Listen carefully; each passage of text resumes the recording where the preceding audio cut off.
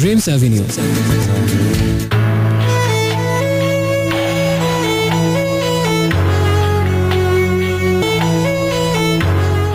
Hello friends, শুনছেন radio 88.4 FM আর শুরু হয়ে গেল এই মুহূর্তে আপনার যে বন্ধুটার জন্য এক মুহূর্ত অপেক্ষা করেননি, কিন্তু আপনার জন্য পুরো সপ্তাহ অপেক্ষায় ছিল, অধীর অপেক্ষায়, যেন তোর অপেক্ষা না, সেই বন্ধুরাদের সাথে আপনার সময় কাটানো। সবাইকে স্বাগত আজকে ড্রিমস অ্যাভিনিউতে, শনিবার রাতের বিশেষ আয়োজন।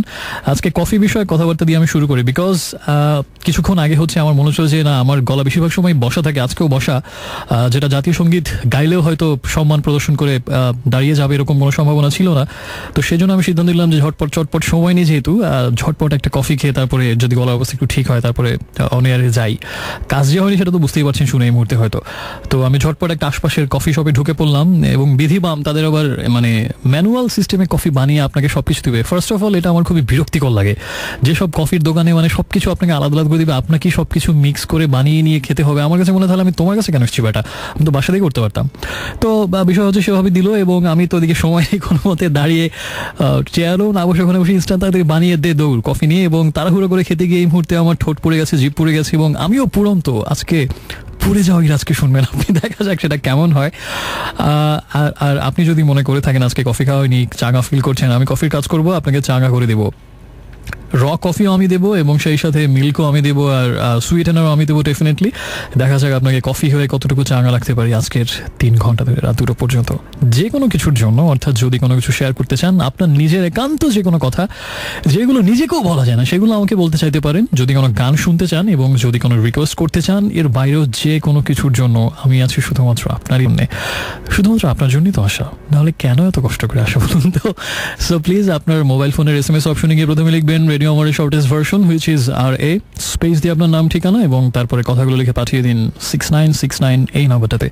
ফার্স্ট যে গানটা প্লে করবো, ডেফিনেটলি কফি নিয়ে অনেক কথা হলো, এই গানটার মধ্যে কফি আছে। এটা হচ্ছে স্যাভেজ গার্ডেনের একটা গান, অস্ট্রেলিয়ান ব্যান্ড, আর গানের নাম হচ্ছে 2 Beds and a Coffee Machine. So enjoy the ride with me.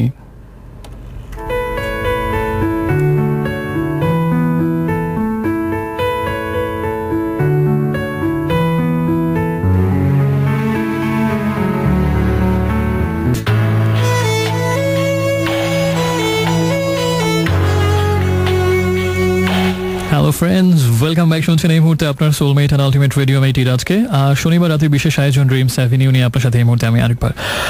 সময় হচ্ছে 11:11 41111। নেলসন নম্বর হচ্ছে 3টা হলে 4টা হলে সেটাকে কি বলা হয়, ম্যান্ডেলা নম্বর কিনা, I am not sure of that. সে যাই হোক না কেন, প্রথম দুটো গান একটু ডিফারেন্ট ছিল, একটু সফট সুদিং এবং কিছুটা ব্যতিক্রমী এবং খুব একটা পরিচিত নহে। ফার্স্ট গানটা ছিল স্যাভেজ গার্ডেনের গান 2 Beds and a Coffee Machine, যদি একটা ট্র্যাজিক গান, বাট আমার খুব ভালো লাগে গানটা। এবং তারপরের গানটা ছিল বহুদিন পরে মনে হয় এই গানটা প্লে করলাম, অর্ণবের রোদ বলেছে হবে অ্যালবাম থেকে যে এই গানটা নেওয়া হয়েছে, আমি যদি। এই গানটা শুনে শুধু আমার একটা জিনিসই মনে হয়, একটা দৃশ্য চোখে ভাসে, সেটা হচ্ছে যে মানে কিছুটা সাররিয়ালিস্টিক দৃশ্য, পরাবাস্তব। সেটা হচ্ছে এরকম যে মৃত অবস্থায় না, জীবিত অবস্থাতে কোনো একটা হয়তো কারণে এমন হলো যে আমি একেবারে কোনো একটা গভীর সমুদ্রের অতলে, আগেই বলে নিয়েছি সাররিয়ালিস্টিক, রিয়েলিস্টিক কোনো ইমাজিনেশন এটা না, আসলে তলিয়ে যাচ্ছি, একটু একটু করে যাচ্ছি এবং একেবারে সমুদ্রের তলদেশে গিয়ে থেকে গেলাম সেই গভীর সমুদ্রের একদম নিচে। হতে পারে সবচেয়ে গভীর জায়গা সেটা মারিয়ানা ট্রেঞ্চ, যেটা প্রশান্ত মহাসাগরের সবচেয়ে গভীরতম স্থান। এমন কেউ যদি পৃথিবীতে থাকতো যে শুধুমাত্র আমাকে দেখার জন্য না, আমাকে তোলার জন্য, আচ্ছা বুঝলাম নাই, শুধুমাত্র অন্তত একবার দেখার জন্য হলো পুরো সমুদ্র ডুব সাঁতারে পাড়ি দিয়ে সেখানে যদি একবার চলে যেত সেই অতলে, একবার গিয়ে যদি আমার কপালে হাত রাখতো, মমতার স্পর্শ, সত্যি যদি এমন কেউ থাকতো নিশ্চয়ই। এই গানটা শুনলে আমার খালি ওই ইমাজিনেশনটা কাজ করে, আমি যদি ডুইবা মরি ভবসাগরে, আসবি কি তুই আমার সাথে ডুইবা ওপারে, সত্যি জানতে ইচ্ছে করে। আর অনেক বন্ধু SMS পাঠিয়েছেন, সবাইকে ধন্যবাদ শুরুতেই। সেটা হচ্ছে যে রাশেদ আমাকে অ্যাজ ইউজুয়াল আবার হারানো স্থান ফিরে পেয়েছেন, আজকের প্রথম SMS তিনি পাঠিয়েছেন এবং লিখেছেন তিনি। আচ্ছা, যেটা লিখেছেন সেটা হচ্ছে যে ফার্স্ট অফ অল আমি রাশেদ, তারপরে হচ্ছে নিশাত, নভিন, ড্রিম গার্ল, সজল, একা, পরিস্বপ্ন, নির্জন, তারা সবাই আমাকে বিলেটেড হ্যাপি বার্থডে জানিয়েছেন। তাদের সবাইকে ধন্যবাদ এবং সবারই একটা প্রশ্ন, কেমন কাটলো? খুবই নর্মাল কেটেছে, সারাদিন অফিসের ব্যস্ততা, মানে স্পেশাল তেমন কিছুই হয়নি। স্পেশাল বলতে আসলে যেটা আমার কাছে সবচেয়ে বেশি প্রত্যাশা করি প্রত্যেকটা জন্মদিনে, সেটা হচ্ছে যে আমার শুধুমাত্র প্রত্যেক জন্মদিনই বৃষ্টি হয়। এটা নিয়ে রেডিওতে অনেক কথা হয়ে গেছে, অনেক ক্লিশে হয়ে গেছে, এক ধরনের পুরনো হয়ে গেছে। তো এবারও এবার গত বছর সম্ভবত ব্যতিক্রম ছিল একমাত্র, গত বছর বৃষ্টিটা আমি পাইনি।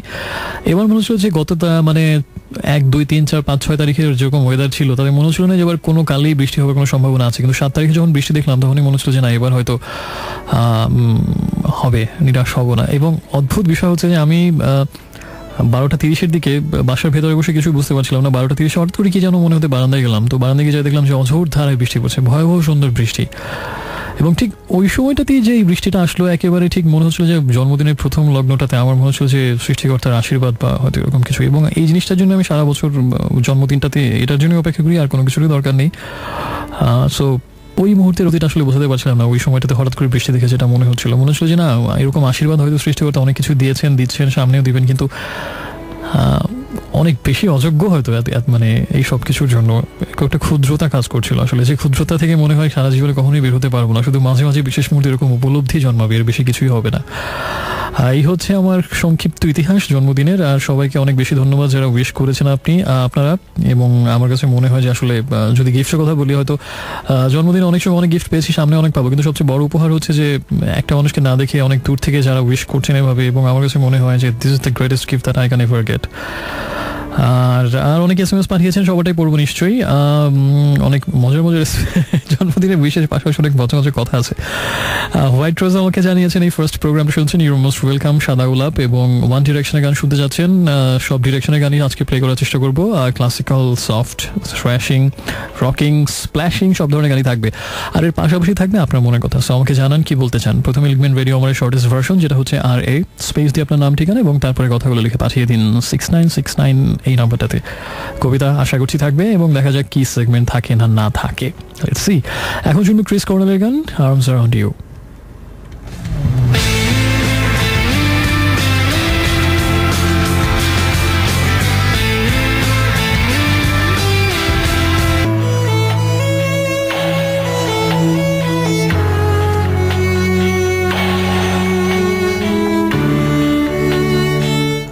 Hello friends, welcome back. শুনছেন এই মুহূর্তে আপনার নির্ঘুম বন্ধু, মধ্যরাতের আগন্তুক বন্ধু।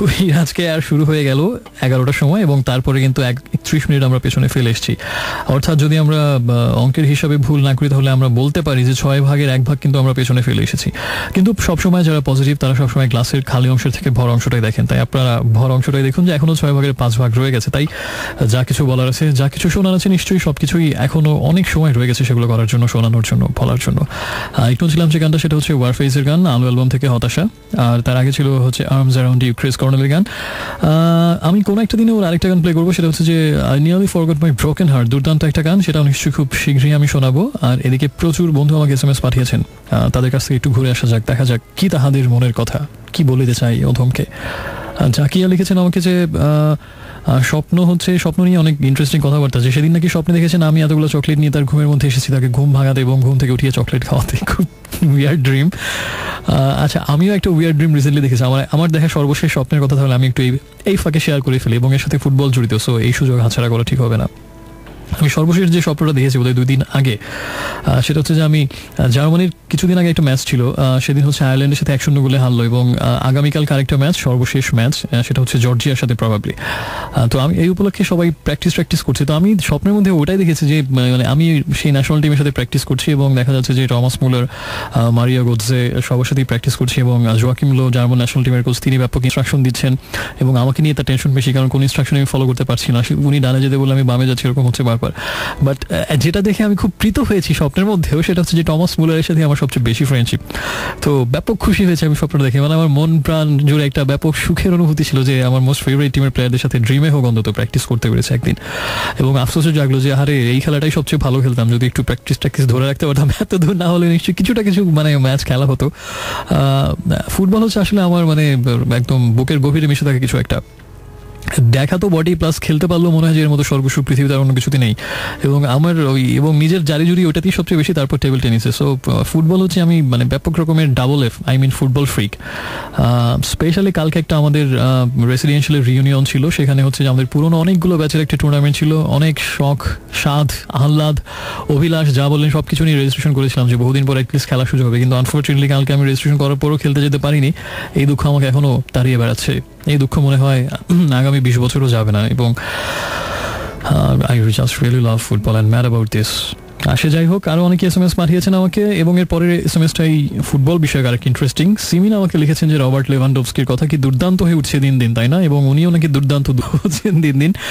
রবার্ট লেভানডোভস্কির এখন এই মুহূর্তে যে ফর্ম যাচ্ছে, আসলে এটাকে মনে হয় যে ম্যাজিক্যাল একটা ফর্ম। এবং বায়ার্ন মিউনিখের হয়ে এবং পোল্যান্ড জাতীয় দলের হয়ে, বায়ার্নের হয়ে সর্বশেষ 4 ম্যাচে 12টা গোল করেছেন তিনি, এবং পোল্যান্ড ন্যাশনাল টিমের হয়ে সর্বশেষ 4 ম্যাচে 8 গোল। দ্যাট মিনস 12 আর 8 20, লাস্ট 8 ম্যাচে 20 গোল তার, এবং দুর্দান্ত সব গোল করছেন। ইনফ্যাক্ট আজকে ESPN FC ওয়েবসাইটে রবার্ট লেভানডোভস্কি নিয়ে একটা লেখা পড়ছিলাম, একদম স্ট্যাটিস্টিক্স দিয়ে, এবং সেই সাথে শুধু পরিসংখ্যানই না, শৈল্পিক সৌন্দর্যের দিক থেকেও যে তার খেলা বা তার গোলগুলো কত দুর্দান্ত।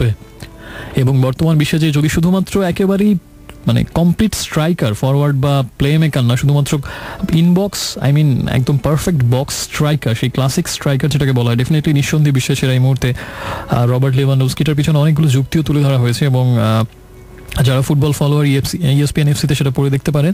এবং আমি প্রত্যেকটা কথার সাথে একমত হয়েছি। সিরিয়াসলি এই মুহূর্তে আমার কাছে মনে হয় যে শুধুমাত্র যদি আপনি ফিনিশিং বা স্ট্রাইকারের কথাই বলেন, যেটা এই মুহূর্তে আসলে আস্তে আস্তে কমে যাচ্ছে, এখনকার ফুটবল ওয়ার্ল্ডে টেন্ডেন্সি হচ্ছে যে ফলস 9 দিয়ে খেলা, তারপরে হচ্ছে যে অ্যাসিস্ট করা, ড্রিবলিং করা এবং প্লে মেকিং করা, এগুলোর উপর অনেকটি ঝুঁকে যাচ্ছে ফুটবল ওয়ার্ল্ড। সে আগের যে ক্লাসিক একজন বক্স স্ট্রাইকার থাকবে, যেমন ব্রাজিলিয়ান রোনাল্ডো যেরকম ছিলেন, এই মুহূর্তে সেরকম একেবারে আউট অ্যান্ড আউট স্ট্রাইকারের খুব অভাব। তার মধ্যে আমার কাছে মনে হয় যে রবার্ট লেভানডোভস্কি এক টুকরো শরতের সুবাতাস, দুর্দান্ত তার খেলা, প্রত্যেকটা touch, finishing, movement, positioning, physics, strength, aerial skill, সবকিছু মিলিয়ে আমার কাছে মনে হয় যে is simply just wow, super, nothing else. আর এরপরে আরো একজন বন্ধু আমাকে পাঠিয়েছেন, Sania from Kakrail, belated happy birthday to you. Alone girl আমাকে জানিয়েছেন, সেটা হচ্ছে যে ড্রিমস অ্যাভিনিউ শুনে অনেক কিছুর প্রতি ইন্টারেস্টেড হয়েছেন তিনি, মুভি দেখা, লং ড্রাইভে যাওয়া, রিসেন্টলি বান্দরবান থেকে ঘুরে এসেছেন, এবং অসাধারণ একটা অনুভূতি এবং স্মৃতি জন্ম হয়েছে এই ট্যুরটাতে। অবশ্যই বেশি করে ঘুরুন, বাংলাদেশকে জানুন। কার্নিজ ফাতেমা, কার্নিজ না কার্নিজ নাকি কার্নিশ, আমার এক পা কার্নিশে এক পা শূন্যে, জেমসের একটা গান আছে। সো কার্নিশ ফাতেমা না কার্নিজ ফাতেমা, আমাদের নতুন Lister, you most welcome.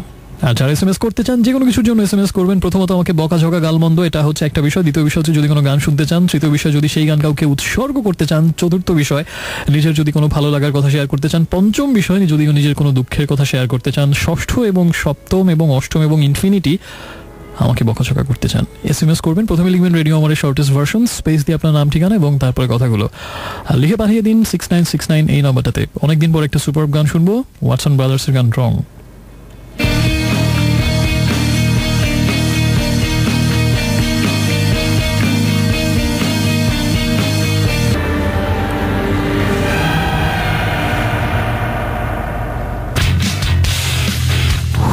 So friends, this is Iraj again. অনেকদিন মেগাডেথ শোনা হয় না, হবে নাকি একটা?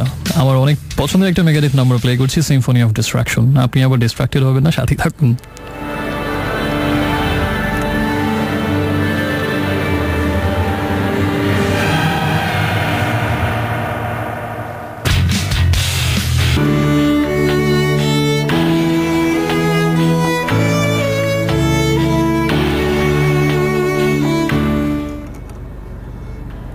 ওই 8-7 ছোট জামাটা আমার গায়ে পরাবার চেষ্টা করো না। আমাকে থাকতে দাও ঢিলে ঢোলা, আমাকে খোলামেলা থাকতে দাও। সমুদ্র থেকে উঠে আসছে যে নদী, পাখির মতো ডানা মেলে, আমাকে সে নদীর মতো থাকতে দাও অফুরন্ত। স্রোতের মতো প্রাণবান থাকতে দাও আমাকে। 4 দেয়ালের ভেতরে আমি ছিলাম, ওই বদ্ধ জলাশয়ে ছিলাম। আমি ছিলাম কবরের সুপ্রাচীন অন্ধকারে। গতিহীনতার কারাগার আমাকে টুকরো টুকরো করে ছিঁড়েছে। ফিরতে বলো না, আমাকে থাকতে দাও স্রোতময় জলের মতন। আমাকে থাকতে দাও জোয়ারে ভাটায়, আমাকে থাকতে দাও পতনে উত্থানে। ওই 8-7 জামা আমাকে পরতে বলো না। সংকীর্ণ আস্তিনে আমার বাহু দুটি আটকা পড়ে যায়। আমি পাখা মেলতে পারি না, আমি নিঃশ্বাস নিতে পারি না। So friends, welcome back once again. শুনছেন এই মুহূর্তে আপনার বন্ধু ইরাজকে, আর চলছে dreams avenue only on radio আমার 88.4 FM। সময় হচ্ছে 11:52 এবং একটু আগে শুনছিলাম মেগাডেথের গান সিম্ফনি অফ ডিস্ট্রাকশন, এবং অ্যালবামটা হচ্ছে কাউন্টডাউন টু এক্সটিংশন। আর এর আগের গানটা ছিল হচ্ছে দ্য ওয়াটসন ব্রাদার্সের রং, অহম অ্যালবামের গান এটা। বন্ধুরা, একটু আগে যে কবিতাটা বললাম, এটা হচ্ছে শিকল নামের একটা কবিতা, রুদ্র মোহাম্মদ শহীদুল্লাহ। আর আমাকে ব্লু নাইটিঙ্গেল জানিয়েছেন, সেটা হচ্ছে যে বিশ্বাস বিষয়ক কিছু কথাবার্তা, উনি এটা বিশ্বাস করেন বলে আমার দৃঢ় বিশ্বাস। Faith is moving forward even when things don't make sense, trusting that in hindsight everything will become clear. এবং এটা বলেছেন ম্যান্ডি হেইল। নিশ্চয়ই এই কথাটা শুনে কেউ আবার বলেনি what the hell, নিশ্চয়ই সেটা বলেনি, এটা আমার দৃঢ় বিশ্বাস সেটা। নির্জন জানিয়েছেন যে খুব ইচ্ছে করে দূরের জলে পা ভিজিয়ে বসে থাকি সারা রাত, কেমন অদ্ভুত বিষণ্ণতায় ডুবে থাকে মন, ভেতরের শূন্যতায় এত ঢেউ কে বোঝে। শূন্যতা বিষয়ে কথাবার্তা শুনে মনে হলো আমার জন্মদিনে আমি একটা সর্বশেষ স্ট্যাটাস দিয়েছিলাম আমার ফেসবুকে প্রোফাইলে, এবং সেটাই শূন্যতা বিষয়ক, সেটাও শূন্যতা বিষয়ক। সেটাও তাহলে আমি একটু পড়ে ফেলি, না হয় আমি একজন লিসনার হয়ে গেলাম মনে করুন, এটাই আমি SMS পাঠালাম ইরাজের সাথে, দেখা যাক ইরাজ সেটা বদমাইশ সেটা কীভাবে পড়ে। সেটা হচ্ছে এরকম: শূন্যতার মাঝে খুঁজি অতল প্রলয়ের ডাক, অনিবার সূর্যের স্বাদ, জেগে থাকি চন্দ্রাহত, বৃষ্টি স্নাত, বাসনা তপ্ত। ওকে, এটা ছিল আমার SMS। খুব সুন্দর হয়েছে। এরপরে আমাকে SMS পাঠিয়েছেন সুফিয়া জিঞ্জিরা থেকে। তিনি আমাকে জানিয়েছেন লাস্ট এপিসোডে মুভি অফ দ্য উইক সেগমেন্টের মুভিটার নামটা একবার বলো। আর জার্ড মুলারের জন্য তার খুব খারাপ লাগছে, আমারও লাগছে। ইনফ্যাক্ট ফুটবল বিষয়ে কথাবার্তা আবার আসলো এবং আমি আসলে খুশি হই প্রতিবার। জার্ড মুলার হচ্ছে সর্বকালের অন্যতম শ্রেষ্ঠ খেলোয়াড় এবং জার্মানির ইতিহাসের আমার কাছে মনে হয় খুব হাতে গোনা যদি স্পেশাল 3 জনের নাম বলি, বেকেনবাউয়ার আসবে এবং তার পাশাপাশি অবশ্যই জার্ড মুলার আসবে। 3 নম্বর জায়গাটা নিয়ে হয়তো অনেক ফাইট হতে পারে। জার্ড মুলার হচ্ছে, এবং একটা জিনিস সময় অবাক হয়ে খেয়াল করতাম যে জার্মানির যে কোনো রেকর্ডের খাতায় যদি আমি খুলি সব জায়গায় জার্ড মুলারের নাম। সবচেয়ে বেশি গোল কে করেছেন জার্ড মুলার, সবচেয়ে কম ম্যাচে করেছেন জার্ড মুলার, এক ম্যাচে কে বেশি গোল করেছেন জার্ড মুলার, এক টুর্নামেন্টে কে বেশি গোল করেছেন জার্ড মুলার, মানে সব জায়গায় জার্ড মুলার। জার্মানির রেকর্ড বই পুরোটাই জার্ড মুলারের দখলে। ইদানিং মিরোস্লাভ ক্লোসা একটা রেকর্ড ভেঙেছেন বিশ্বকাপে সর্বাধিক গোলের এবং সবচেয়ে যে দেশের পক্ষে সবচেয়ে বেশি গোলের। আর টমাস মুলার হয়তো আরেক মুলার, তিনি হয়তো ভবিষ্যতে অনেক কিছু ভাঙবেন, বাট জার্ড মুলার হচ্ছে জার্মানির ফুটবল মানে জার্ড মুলারের রেকর্ডের ছড়াছড়ি। তো এই মানুষটা যাকে বলা হতো ডের বম্বার জার্মানির ভাষায়, দ্য বম্ব, সেই মানুষটা রিসেন্টলি আলজাইমার রোগে আক্রান্ত হয়েছেন। খুব কঠিন একটা রোগ আলজাইমার, এবং স্মৃতিশক্তি লোপ পায় আসলেই খুবই, এবং ফ্যামিলি মেম্বারদের জন্য আসলে অনেক ডেভাস্টেটিং, কাছের মানুষের জন্য আলজাইমার হয়, সেই রোগে আক্রান্ত হয়েছে। আমরা তার জন্য অবশ্যই প্রার্থনা করছি। এবং লাস্ট এপিসোডে যে মুভিটার কথা বলেছিলাম সেটা ছিল নাইট ক্রলার, জয়ী গিলেনহলের অভিনয় করা একটা সিনেমা, খুব অসাধারণ সিনেমা, অবশ্যই দেখবেন। এবং আমার কাছে মনে হয় যে জার্নালিস্টদের জন্য এই সিনেমাটা হচ্ছে মাস্ট ওয়াচ, সবারই দেখা উচিত। এবং আমি প্রচুর সিনেমা কিনেছি এবং সব সময় দেখছি, দেখার উপর আছি। আশা করছি খুব তাড়াতাড়ি আরো অনেক ভালো ভালো সিনেমার কথা বলতে পারবো। আচ্ছা, বাই দ্য ওয়ে, আমার স্মৃতিশক্তি এখন খুবই খারাপ। আমি কি দি আমেরিকান সিনেমাটার কথা কোনো এপিসোডে বলেছি এখন পর্যন্ত? যদি না বলে থাকি আজকে সেটা বলতে পারি। আমার রিসেন্ট দেখা একটা ভালো থ্রিলার মুভি দি আমেরিকান, আমি বলেছি কিনা আমার মনে পড়ে না, নাকি বলেছি? স্মৃতিশক্তি এতটাই বাজে হয়ে গেছে। সো এরপরে আমাকে আরো SMS অনেকেই পাঠিয়েছেন, আপাতত আর পড়ছি না, এখন গানে চলে যাবো। তবে তার আগে আপনাকে জানিয়ে দিই, যদি কোনো গান শুনতে চান, যদি নিজে কোনো কথা শেয়ার করতে চান, অথবা এর বাইরেও যে কোনো কিছুর জন্য, প্রথমে লিখবেন রেডিও আমার শর্টেস্ট ভার্সন আর এ স্পেস দিয়ে আপনার নাম ঠিকানা এবং তারপরে কথাগুলো লিখে পাঠিয়ে দিন 6969 এই নাম্বারটাতে। ফুটবলের কথা আবার বলতে হবে, এই জন্য যারা রেগুলার খোঁজ খবর রাখেন তারা নিশ্চয়ই MSN শব্দটার সাথে পরিচিত। MSN এটা হচ্ছে বার্সেলোনার যে 3 জন ফরওয়ার্ড, মেসি, সুয়ারেজ এবং নেইমার, এই অসম্ভব ভয়াবহ আক্রমণ ভাগ, 3 জন খেলোয়াড় মিলে একটা দুর্দান্ত আক্রমণ ভাগ Barcelona, Lionel Messi, Luis Suarez এবং নেইমারের, এবং তাদেরকে সংক্ষেপে বলা হয় MSN, মেসি, সুয়ারেজ, নেইমার। এবং এই MSN এর শব্দটার সাথে নিশ্চয়ই এই দুনিয়ার 2টা এরকম বিখ্যাত জুটি আছে। একটা হচ্ছে MSN আর একটা হচ্ছে রিয়াল মাদ্রিদের ঠিক BBC, বেইল, বেনজেমা, ক্রিস্টিয়ানো। তো বিবিসির কথা পরে হবে, আগে MSN এর কথা বলি। তো MSN নিয়ে একটু আগে ফুটবলের কথা বলার পর আমার মনে হলো যে MSN শুধু ফুটবলে কেন, গানেও তো হতে পারে। Miles, sols, Nagar Baul. তো আমি একটু ড্রিমস এভিনিউয়ে একটা MSN সেগমেন্ট করলে কেমন হয়? মাইলসের একটা গান থাকবে, সোলসের একটা থাকবে, নগর বাউলের একটা থাকবে, একসাথে ককটেলের মতো। আমার মনে হয় ককটেলটা ভালোই হবে। So let's enjoy our MSN segment, miles, souls and Nagar Baul. দেখা যাক কেমন হয় MSN।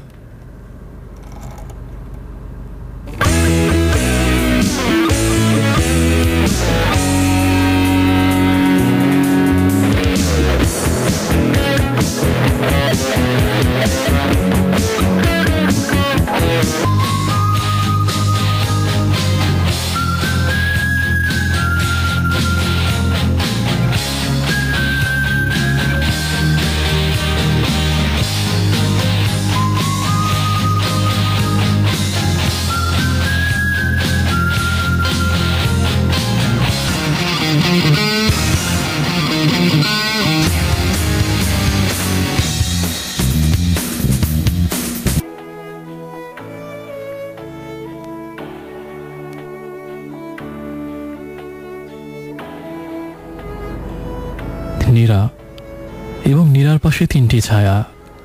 আমি ধনুকে তীর জুড়েছি, ছায়া তবুও এত বেহায়া, পাশ ছাড়ে না।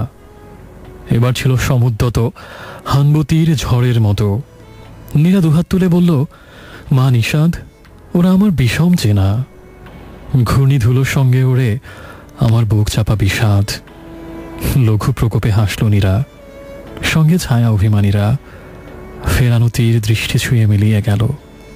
নীরা জানে না, কিন্তু আপনি হয়তো জানেন আমি কেন বসে আছি এই মুহূর্তে আর্টসিটে। কারণ একটাই, সেটা সঙ্গ পাওয়া। আপনাকে সঙ্গ কতটুকু দিতে পারছি, সঙ্গ সুখ বা সঙ্গ দুঃখ, সেটা আমি জানি না, কিন্তু আপনার সঙ্গ সুখ আমি পাচ্ছি। আর সেই প্রত্যাশা থেকে আরো 2 ঘন্টা থাকবো। 2 ঘন্টা হয়তো এখন পুরোপুরি নেই, 1 ঘন্টা 48 মিনিট, রাত 2টা পর্যন্ত। আমি হচ্ছে ইরাজ এবং আমার শোয়ের নাম হচ্ছে ড্রিমস অ্যাভিনিউ। আর এই স্টেশনটা হচ্ছে আপনার বাংলাদেশের প্রতিধ্বনি, আপনার হৃদয়েরও প্রতিধ্বনি, রেডিও আমার 88.4 FM। একটু আগে ছিল একটা ডিফারেন্ট কিছু, সেটা হচ্ছে MSN স্পেশাল সেগমেন্ট এবং মাইলস, সোলস এবং নগর বাউলের একটা 3টা ব্যান্ডেরই আমরা তাদের অনেক বেশি জনপ্রিয় একটা করে গান শুনলাম। কেন এই নিঃসঙ্গতা, বিভাগী এবং মাইলসের ছিল জ্বালা জ্বালা। তো আমার কিছু বন্ধু আছেন, আমার রেডিওর কিছু বন্ধু আছেন, আমি স্পেশালি তাদের মধ্যে এখন বলবো ড্রিম গার্লের কথা। আমি আগের সপ্তাহে বলেছিলাম যে এরা সবসময়ই হচ্ছে তীর ধনুক নিয়ে তৈরি থাকেন, একটু আগের কবিতার মতো, যে আমি ধনুকে তীর জুড়েছি, ছায়া তবু এত বেহায়া, পাশ ছাড়ে না। এবার ছিল সমুদ্রত হানবতীর ঝড়ের মতো। তো তারা সবসময় আমাকে তীর মারেন, একটু ভুল ত্রুটি হয়ে গেলেই কোথাও। আমি এটাকে মন থেকে বলছি, আমার সত্যি খুব ভালো লাগে এবং আমার মনে হয় এরকম যারা আমার ভুলগুলো বা ত্রুটি বিচ্যুতি ধরিয়ে দেন তাদেরকে আমি সবচেয়ে বেশি হয়তো পছন্দ করি। তো উনি যেটা আমাকে বলেছেন ড্রিম গার্ল, সেটা হচ্ছে যে MLN নামে আমি একটা স্পেশাল এপিসোড করেছিলাম 2013-এ। সেখানে মাইলস, এলআরবি এবং নগর বাহুলের এই 3টা ব্যান্ডের গান পুরো শোটা ছিল। তো আমি কিন্তু আজকে একবারও বলিনি যে আমি এর আগে এরকম কোনো সেগমেন্ট পুরো শো করি না। আমি জাস্ট MSN এর আগে হয়নি, মাইলস, সোলস এবং নগর বাহুল, সেই জন্য ছোটোখাটো একটা সেগমেন্ট করলাম।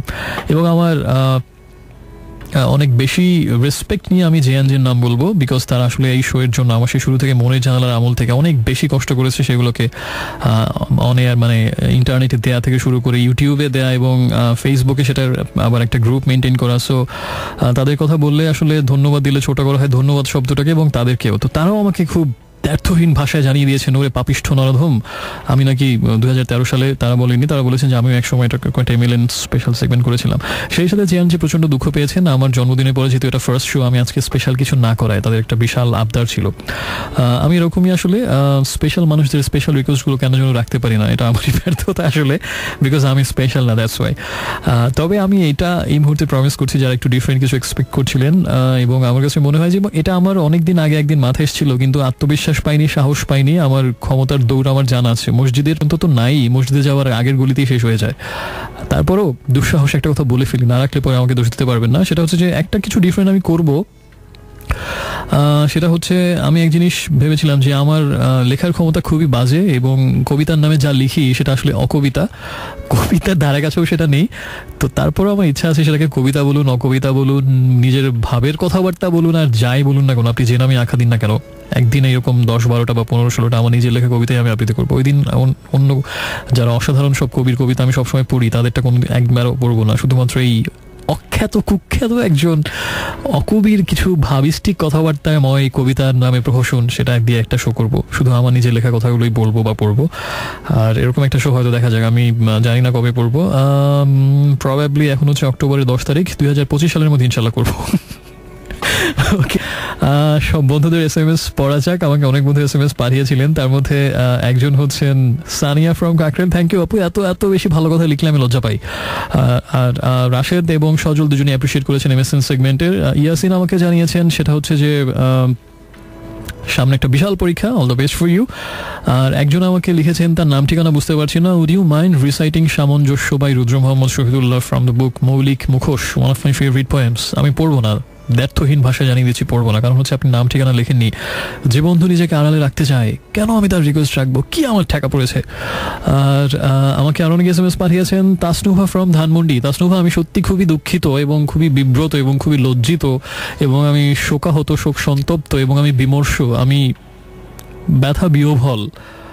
কিভাবে বলবো, তুমি এতদিন কি করে পারলে, তুমি মানে আমার প্রোগ্রাম না শুনে বা আমাকে কোনো SMS না করে। You are such a special listener of all my shows, definitely I must say that. অনেক কোয়ালিটি লিসনার ছিল তুমি, এবং আমার পার্সোনাল যে লিসনারদেরকে আমি বেশি পছন্দ করতাম তার মধ্যে তুমি একজন ছিল, এখনো আছো। কিন্তু আমি খুবই দুঃখ পেয়েছিলাম যখন দেখলাম যে তাসনুভা আমাকে আর শোনেও না, আমাকে SMS-ও করে না, এবং আমার মনে হয় বহু বছর পরে তুমি আমাকে অলমোস্ট আই থিঙ্ক 4-5 বছর তো হবেই, তারপরে বোধহয় তুমি SMS করলে। কারণ যাই বলো এসব মানে ভোগীযোগী অ্যান্সার দিয়ে আমাকে খুশি করানো যাবে না। আমি সত্যি যতটা কম মানে ফানি টোনেই বলি না কোনো, মনের ভেতর থেকে আমি অনেক দুঃখ পেয়েছিলাম। এরকম রেগুলার একজন লিসনার যদি চলে যায়, আমার সব লিসনারকে আমার ভালোবাসি, ভালো লাগে, কিন্তু যারা একদম শুরু থেকে আছেন তাদের প্রতি হয়তো মমতাটা একটু বেশি, এবং তারা যখন আমাকে ত্যাগ করে সেই দুঃখটা আসলে তার পরিব্যাপ্তি এবং তার গভীরতা বিশাল। সো আমি হয়তো তোমার শোনার মতো যোগ্য শোক করি না, তারপর মাঝে মাঝে শোনা হয়, ভালো লাগবে আমার। আর ব্লু নাইটিঙ্গেল আমাকে দারুণ একটা কথা বলে আরেকটা এসএমএস করেছেন, সেটা হচ্ছে যে খুব সুন্দর কথাটা, আমার পছন্দ হয়েছে, এই জন্যই পড়ছি। All of us get broken in some way, but what really matters is how we get back up and put the pieces back together. আমরা সবাই কোনো না কোনোভাবে ভেঙে যাই, কেউ আমাদেরকে ভেঙে ফেলে, কিন্তু আসলে সত্যি যেটা ইম্পর্টেন্ট সেটা হচ্ছে যে সেই ভেঙে যাওয়া টুকরোগুলোকে আমরা আবার কিভাবে জোড়া লাগাই। অসাধারণ কথা, আমার খুব ভালো লেগেছে। ব্লু নাইটিঙ্গেল এরকম সুন্দর সুন্দর এসএমএস করে সবাইকে ইন্সপায়ার করবেন। Hats off to you. আরও অনেকে এসএমএস পাঠিয়েছেন, আরও কে পাঠিয়েছেন, কি তাহাদের নাম ঠিকানা পরিচয়, হঠাৎ করে মনিটর লাফালাফি কেন করছে? আচ্ছা আপাতত এসএমএস পড়ছি না, গানে চলে যাচ্ছি। তবে তার আগে এসএমএস করার নিয়মটা একটু মনে করিয়ে দিই। আপনার মোবাইল ফোনের এসএমএস অপশনে গিয়ে বলবেন রেডিও আমার, লিখবেন, সরি বলবেন না, আর রেডিও আমার সংক্ষিপ্ত রূপ RA স্পেস দিয়ে আপনার নামটি এবং তারপরে কথাগুলো লিখে পাঠিয়ে দিন 6969 এই নাম্বারটাতে। আচ্ছা, হাসাহাসি অনেক হলো, এবার একটু অন্য কথা বলি। সেটা হচ্ছে যে লিসনারদের নিয়ে অনেক কথা হচ্ছিল, পুরোনো লিসনার, নতুন লিসনার, বা অনেক আগে থেকে যারা আছেন। খুব কষ্টের একটা খবর আমি কিছুদিন আগে পেলাম, আমি সত্যি এটা জানতাম না, এবং না জানতাম বলে বা জানতে পারিনি বলে আমার নিজের উপরই মনে হচ্ছিল যে এই খবরটা রাখা, তার খবর রাখা আমারই উচিত ছিল। অনেক পুরনো একজন লিসনার ছিলেন, সানি ভাই, 2007 থেকেই আমাকে শুনতেন, এবং আমার জীবনের অন্যতম শ্রেষ্ঠ লিসনার। এত অসাধারণ একজন লিসনার আমাকে শুনতেন, এর জন্য আমি গর্ববোধ করতাম যে এত মানে অসাধারণ একজন মানুষ আমাকে শোনেন। আমার কাছে মনে হয় যে এর থেকে আর বড় প্রাপ্তি শো করে হয় না। অসাধারণ একজন মানুষ ছিলেন তিনি, অসাধারণ গুণী। তার গুণের কথা নাই বা বললাম, গুণের কথা, গুণ হয়তো অনেকেরই থাকে, গুণের কথা বাদ দিলাম, তার ব্যক্তিগত জীবন মানে মানুষটার কথা বলি। খুব বেশি দিন না আমার তাকে জানার সৌভাগ্য হয়নি। সানি ভাইয়ের সাথে আমার কোনোদিন দেখা হয়নি, কোনোদিন ফোনে কথা হয়নি, মাঝে মাঝে ফেসবুকে মেসেজ আদান প্রদান হতো, এবং মাঝে মাঝে উনি শো করতেন আমার প্রোগ্রামগুলোতে, এবং আমি সেগুলো পড়তাম। অনেক একটা কথা বলে না, একটা মানুষকে জানতে হলে আসলে অনেক দিন ধরে দেখতে হয়, অনেক দিন ধরে জানতে হয়, অনেক দিন ধরে শুনতে হয়। আমি এটা বিশ্বাস করি না। আমার কাছে মনে হয় যে এক মুহূর্তের একটা চাহনি যথেষ্ট, যদি সেরকম হয় একটা মানুষকে জানার জন্য, শুধু একটু চোখের চাহনি, আর কিছুই না। আবার যদি না জানা যায়, 100 বছর একসাথে থেকে হয়তো জানা যায় না। তো সানি ভাইয়ের ওই টুকরো কয়েকটা ফেসবুক বার্তা এবং আমার শোতে পাঠানো এসএমএসগুলো দেখে আমার কাছে যেটা মনে হয়েছিল যে এমন মানুষের আরও বেশি করে পৃথিবীতে আসা উচিত। এবং একটা কথা খুব চালু আছে, যদিও কথাটাকে আমার কাছে মিথ্যে সান্ত্বনা মনে হয়, অনলি গুড ডাই ইয়াং, শুধুমাত্র ভালো মানুষগুলোই তাড়াতাড়ি চলে যায়। সো আমার সাথে তার সর্বশেষ কথা হয়েছিল সম্ভবত 2009-এ, আমার যদ্দূর মনে পড়ে, এবং উনি ছিলেন আমার কাছে বড় ভাইয়ের মতো এবং এক ধরনের ফিলোসফার, ফ্রেন্ড এবং গাইডের মতো। উনি মিউজিক সম্পর্কে অনেক কিছু আমাকে বলতেন, মুভি সম্পর্কে অনেক কিছু বলতেন, অনেক এরকম ভাবের আদান প্রদান হতো। অনেক সময় গেছে যে আমি একটা মুভি নিয়ে ওনাকে লিখছি, উনি আমাকে পাল্টা অ্যান্সার দিচ্ছেন এবং আরেকটা মুভি সাজেস্ট করছেন, গান নিয়ে বলছেন, এবং উনি আমার থেকে অনেক সিনিয়র ছিলেন। ওনাদের সময় ইউথ, তাদের লাইফস্টাইল কেমন ছিল, তারা কি করতেন ইউনিভার্সিটি লাইফে, সেগুলো শেয়ার করতেন, এবং এখনকার অনেক কিছু দেখে হতাশা প্রকাশ করতেন। আমিও তার অসাধারণ অভিজ্ঞতাগুলো শুনে আহাহু করতাম, যদি সত্যি এরকম আমারও হতো। আর সবচেয়ে বেশি যেটা ভালো লাগতো জীবন সম্পর্কে তার ভাবনাগুলো, এবং অনেক অসাধারণ কিছু মানে তার লাইফ সম্পর্কে তার কিছু অসাধারণ ফিলোসফিক্যাল থটস আমাকে জানিয়েছিলেন, যেটা আমাকে অনেক ইন্সপায়ার করেছিল। আর সবচেয়ে ট্র্যাজিক ছিল, এই মানুষটা খুব দুরারোগ্য একটা রোগে আক্রান্ত ছিলেন, তার হার্টের অনেক বড় একটা সমস্যা ছিল, এবং উনি নিজে আমাকে বলতেন যে আমি খুব বেশি দিন এই পৃথিবীতে থাকবো না, এবং প্যাথেটিক ছিল যে এই রোগটা যখন ধরা পড়ে যে উনি বেশি দিন বাঁচবেন না। ওনার অনেক দিনের প্রেমিকা, অনেক বছরের ভালোবাসার মানুষটা এটা জানার সাথে সাথে তাকে ছেড়ে চলে গিয়েছিল, এবং উনি সবসময় লুকিয়ে রাখতে চেষ্টা করতেন সেই দুঃখটা, কিন্তু আমি প্রায় দেখতাম যে ওই দুঃখটা বের হয়ে আসতো, একটা চাপা অভিমান, একটা কষ্ট। এবং যখন এই প্রসঙ্গটা আসতো যে খুব বেশি দিন এই পৃথিবীতে উনি থাকবেন না, তারপর যতগুলো দিন থাকবেন প্রত্যেকটা দিন তিনি উপভোগ করতে চান, এবং আসলে এই প্রসঙ্গটা যখন আসতো তখন আমার চুপ করে থাকা ছাড়া আসলে আর আমি কিছুই মানে বলতে পারতাম না। কি অ্যান্সার দেবো আসলে, যে মানুষটা খুব বেশি দিন থাকবে না, এত প্রাণবন্ত, এত অসাধারণ, এবং জীবনকে এত ভালোবাসেন, এরকম একটা মানুষ যখন নিজেই জানেন আর বেশি দিন থাকবেন না, তাকে আসলে কি কথা বলা যায়? আমি শুধু চুপচাপ থাকতাম, কিছুই উত্তর দিতাম না। তো 2009-এর পরে ওনার সাথে আমার আসলে কোনো যোগাযোগ নেই। এটা আমি একজন প্রথম শ্রেণীর অপদার্থ বলি আসলে যোগাযোগটা হয়তো নেই। আর একটা কথা খুব মনে পড়ছে, যে একদিন আসলে উনি সবসময় চেষ্টা করতেন নিজের আবেগগুলোকে ধরে রাখতে, ইমোশন এক্সপ্রেস না করতে, কিন্তু তারপরও একদিন কি হয়েছিল ওনার জানি না, একদিন একটা কথা উনি আমাকে লিখেছিলেন, সেটা হচ্ছে যে খুব বেশি বাঁচতে ইচ্ছে করে। এই কথাটা আমার এখনো মনে আছে, উনি একদিন লিখেছিলেন, হয়তো উনি আবেগটা ওদিন সামলাতে পারেননি। তো কিছুদিন আগে আমি শুনলাম সেটা হচ্ছে যে সানি ভাই এখন আর পৃথিবীতে নেই, বেশ কিছুদিন, অনেক দিন আগেই চলে গেছেন আমাদেরকে ছেড়ে। আমি জানলাম খুব রিসেন্টলি। তো সানি ভাই আজ যে মানুষটা জীবনটাকে এত ভালোবাসতেন এবং জীবন সম্পর্কে অনেক অনেক অনেক অনেক অনেক কিছু তার কাছে আমি শুনেছি, এবং আমার কাছে মনে হয় যে এরকম একটা মানুষকে যদি সামনাসামনি অন্তত এক মুহূর্তের জন্য তার সাথে সত্যিকার অর্থে সামনাসামনি কথা বলতে পারতাম, মনে হতো যে অনেক পুণ্য হতো, একটা সত্যিকারের ভালো মানুষকে জানার পুণ্য। ভালো থাকবেন নিশ্চয়ই সানি ভাই যেখানে থাকবেন। আর এই অধমের শুভাশিস আপনার কাছে হয়তো পৌঁছাবে না, কিন্তু আমি জানি আপনি ভালো আছেন, থাকবেন। কিছুই করতে পারিনি আপনার জন্যে, এবং আপনি মাঝে মাঝে বলেছিলেন আমাকে দেখা করতে চান আমার সাথে, সেটাও আমি করতে পারিনি, আমি এতটাই অধম। বাট এখন অন্তত কিছু একটা করি, এটা কিছুই না। একটা গান শুধুমাত্র আপনার জন্যে, উইশ ইউ ওয়্যার হিয়ার।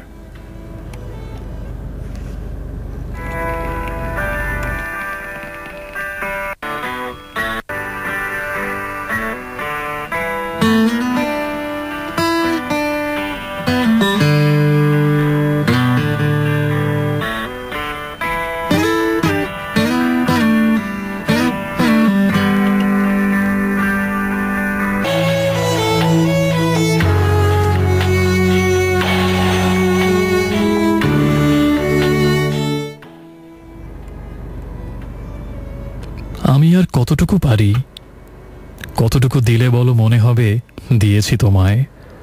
আপাতত তাই নাও, যতটুকু তোমাকে মানায়, ওইটুকু নিয়ে তুমি বড় হও। বড় হতে হতে কিছু নত হও, নত হতে হতে হবে পৃথক পাহাড়। মাটি ও মানুষ পাবে, পেয়ে যাবে ধ্রুপদী আকাশ। আমি আর কতটুকু পারি, এর বেশি পারিনি মানুষ। So friends, welcome back once again. শুনছেন এই মুহূর্তে আজকে আর চলছে dreams avenue only on radio আমার 88.4 FM। মানুষ যতটুকু, যার বেশি পারিনি তার বেশি আমিও পারবো না, কিন্তু যতটুকু পারি সেটুকু চেষ্টা তো করতে পারি বন্ধু হয়ে রাত দুটো পর্যন্ত, যদি আপনি আমার সাথে থাকেন।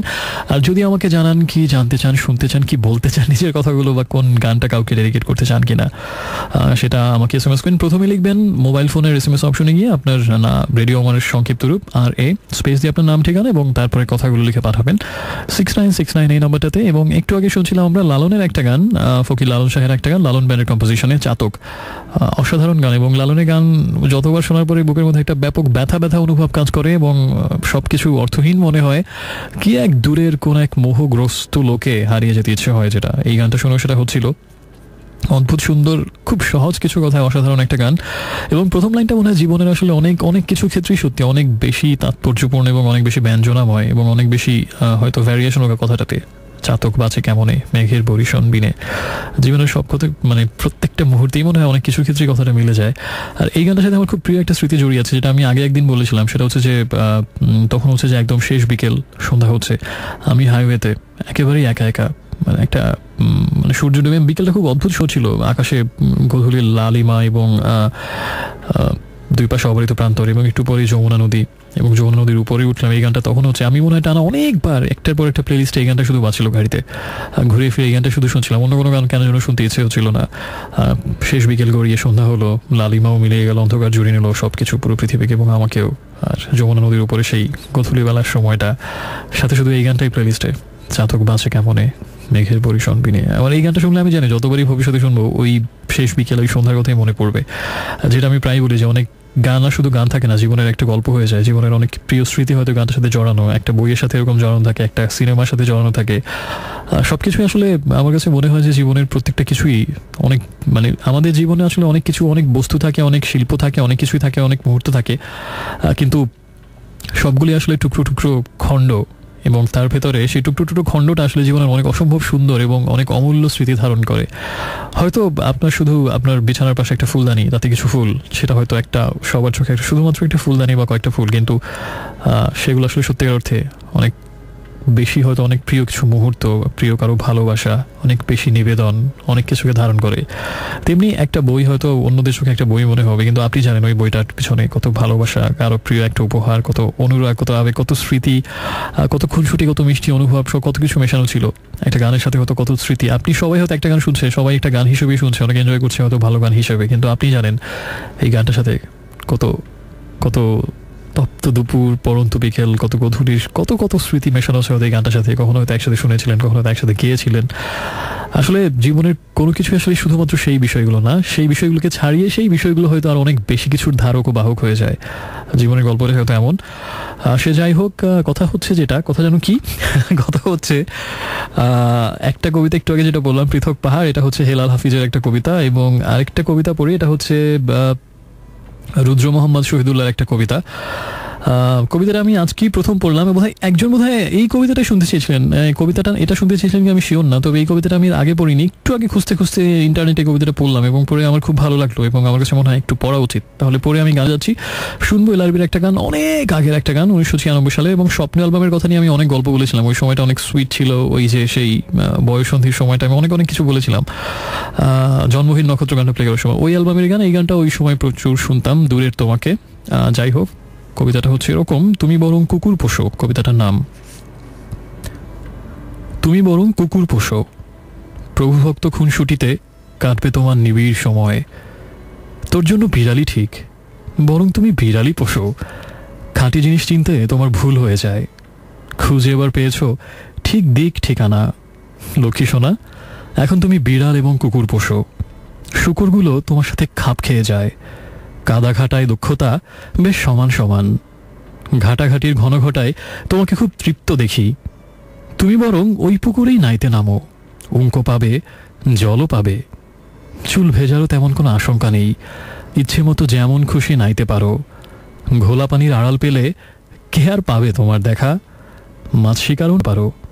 তুমি বরং ঘোলা পানির মাছ শিকারে দেখাও তোমার গভীর মেধা। তুমি তোমার স্বভাব গাছে দাঁড়িয়ে পড়ো, নিরিবিলি স্বপ্ন নিয়ে আর কতকাল। শুধু শুধুই মগজে এক মোহন ব্যাধি। তুমি বরং কুকুর পোষো, বিড়াল পোষো। কুকুর খুবই প্রভুভক্ত এবং বিড়াল আদর প্রিয়। তোমার জন্য এমন সামঞ্জস্য তুমি কোথায় পাবে?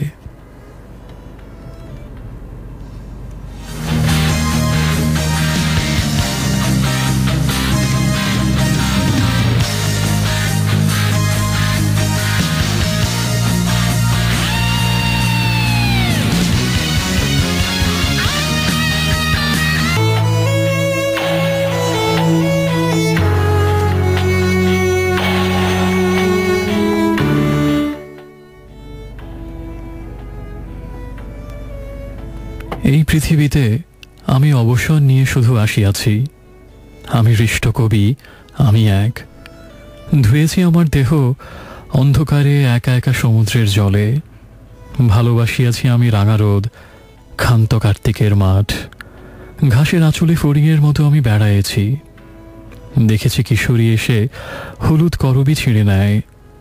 বুকে তার লাল পেড়ে ভিজে শাড়ি করুণ শঙ্খের মতো ছবি ফুটাতেছে। ভোরের আকাশখানা ভরে গেছে নবকোলাহলে, নব নব সূচনার। নদীর গোলাপি ঢেউ কথা বলে, তবু কথা বলে। তবু জানি তার কথা কুয়াশায় ফুরায় না, কেউ যেন শুনিতেছে সবই। কোন রাঙা সাটিনের মেঘে বসে, অথবা শোনে না কেউ। শূন্য কুয়াশায় মুছে যায় সব তার। একদিন বর্ণছটা মুছে যাব আমিও এমন। তবু আজ সবুজ ঘাসের পরে বসে থাকি। ভালোবাসি, প্রেমের আশায় পায়ের ধ্বনির দিকে কান পেতে থাকি চুপে। কাটা বহরের ফল করি আহরণ, কারে যেন এইগুলো দেব আমি। মৃদু ঘাসে একা একা বসে থাকা যায় এই সব স্বাদ নিয়ে। যখন আসিবে ঘুম তারপর ঘুমাবো তখন। So friends, welcome back once again. কেউ কি ঘুমিয়ে গেছেন নাকি আবার? আশা করছি দুটোর পরেই আপনি ঘুমাবেন, কারণ এই মুহূর্তে এখনও শুনছি নিরাজকে। আরও কিছুক্ষণ শুনবেন, রাত 2টো পর্যন্ত, আরও 1 ঘন্টা। আর চলছে ড্রিমস অ্যাভিনিউ, রেডিও আমার 88.4 FM এর শনিবার রাতের বিশেষ আয়োজন। সেখানে আপনাকে আরেকবার স্বাগত, এবং শুনছিলাম একটু আগে পেটেড বাই মাইকেল জ্যাকসন, এবং তার আগে ছিল দূরের তোমাকে by LRB from the album Swapno, which was released back in 1996। আর একটু আগে পড়লাম জীবনানন্দের একটা দুঃখ জায়গা নিয়ে কবিতা। বেশ কিছু বন্ধু আমাকে SMS পাঠিয়েছিলেন, তাদের মধ্যে একজন হচ্ছেন রাইসুল ইসলাম আসাদ, না রাইসুল ইসলাম সজীব, ডেমরা থেকে অনেক পুরনো বন্ধু। ফিরে এসেছেন আরেকজন পুরনো বন্ধু। আজকে বেশ কয়েকটা পুরনো বন্ধুর SMS পেলাম বহুদিন পরে। তাহমিনা, আমি সবসময় আছি তোমার সাথে আপু, টেনশন করার কোনো কারণ নেই। এবং আমাকে জানিয়েছেন তাসনুভা ধানমন্ডি, সেই বন্ধুটা আমি যার উপরে দুঃখ প্রকাশ করেছিলাম। সিরিয়াসলি সময় কত বদলে যায়। তাসনুভার এইমাত্র SMS পড়ে আমি জানলাম তার বিয়ে হয়েছে, তার বেবিও হয়েছে, একটা ফুটফুটে বেবিও নাকি তার আছে, এবং এখন থেকে আমাকে রেগুলার শুনবেন বলেছেন। বাট সিরিয়াসলি আমি এত বড় হয়ে গেছে তাসনুভা, একেবারে মানে আশা করছি সিরিয়াসলি অনেক জীবনের সুন্দর সময় কাছে নিশ্চয়ই। শুনে খুব ভালো লাগলো। Congratulations for getting married and for having a cute baby. অনেক অনেক চেঞ্জ আসলে, অনেক দিন পরে এরকম দেখা হলে এটা হয়। অনেক বন্ধুর অনেক খবর পাওয়া যায় না। আজকে আমার অনেক পুরনো একটা বন্ধুর সাথে দেখা, বেশ কিছুদিন পরে, আমার সেই স্কুল কলেজ লাইফের ফ্রেন্ড। ওর কাছ থেকে অনেকের অনেক খবর জানলাম, এবং ঠিক তাসনুভার এই খবর শুনে আমি যেরকম অবাক যে এত কিছু বদল হয়ে গেছে জীবনে, সেরকম অনেক বন্ধুর অনেক খবর শুনে আমি প্রত্যেকবার এরকম আশ্চর্য হচ্ছিলাম যে এত কিছু ঘটে বন্ধুদের জীবনে, এত কিছুই জানলাম না। কোথায় ছিল তারা, কোথায় ছিলাম আমি। কালকে একটা দেখা হবার চান্স ছিল, সেটাও মিস করলাম। সত্যি পুরনো বন্ধুদের সাথে অনেক বছর পরে যখন দেখা হয়, বা তাদের দুঃখিত তাদের কথা যখন অন্য কোনো বন্ধুর কাছ থেকে শোনা যায়, মনে হয় কত দ্রুত সময় চলে যায় হয়তো, বা আপনার হয়তো জীবনে ওই পরিবর্তন আসলে, কিন্তু আশপাশের অনেকগুলো মানুষের জীবনে হয়তো ঘটে গেছে অনেক অনেক অনেক পরিবর্তন। সে যাই হোক, আর অনেকে SMS পাঠিয়েছেন। সবাইকে আরেকবার বলে SMS করে নিয়মটা, যদি কোনো গান শুনতে চান, যদি কোনো রিকোয়েস্ট করতে চান, কাউকে কোনো কিছু উৎসর্গ করার জন্য, যদি কিছু বলতে চান, নিজের কোনো কথা শেয়ার করতে চান, যে কোনো কিছু অবলীলায় আমাকে জানিয়ে দিন, নিঃসংকোচে, নির্দ্বিধায়। প্রথমে লিখবেন RA, তারপর স্পেস দিয়ে আপনার নাম, ঠিকানা এবং কথাগুলো লিখে পাঠিয়ে দিবেন 696969 এই নাম্বারটাতে। আর দুঃখিত, আবারও গলায় কি যেন সমস্যা হয়েছে। সে যাই হোক, আমি একটু পরে শিরোনামহীন একটা গান প্লে করবো, তবে তার আগে কয়েকটা লাইন না পড়লেই না, আমার কাছে খুব ভালো লেগেছে লাইনগুলো, সেগুলো পরেই আমি গানে চলে যাচ্ছি। প্রত্যেকে একা হয়ে গেছি, কি ভয়ঙ্কর এই একাকিত্ব, কি নির্মম এই বান্ধবহীনতা, কি বেদনাময় এই বিশ্বাসহীনতা।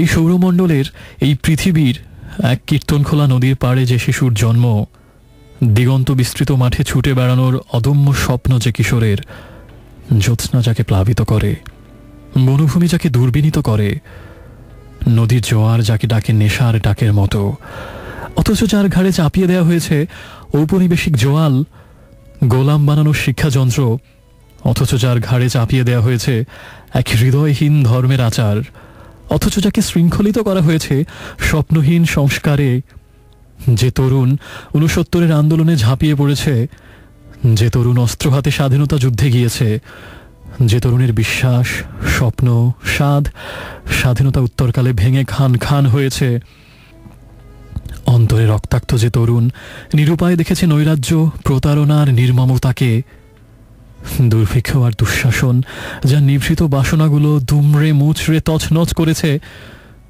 যে যুবক দেখেছে এক অদৃশ্য হাতের খেলা, দেখেছে অদৃশ্য এক কালো হাত, যে যুবক মিছিলে নেমেছে, বুলেটের সামনে দাঁড়িয়েছে, আকণ্ঠ মদের নেশায় চুর হয়ে থেকেছে, অনাহারে উড়নচণ্ডী ঘুরছে, যে যুবক ভয়ানক অনিশ্চয়তা আর বাজির মুখে ছুড়ে দিয়েছে নিজেকে, যে পুরুষ এক শ্যামল নারীর সাথে জীবন বিনিময় করেছে, যে পুরুষ ক্ষুধা, মৃত্যু আর বেদনার সাথে লড়ছে, এখনো লড়ছে বৈষম্য আর শ্রেণীর বিরুদ্ধে,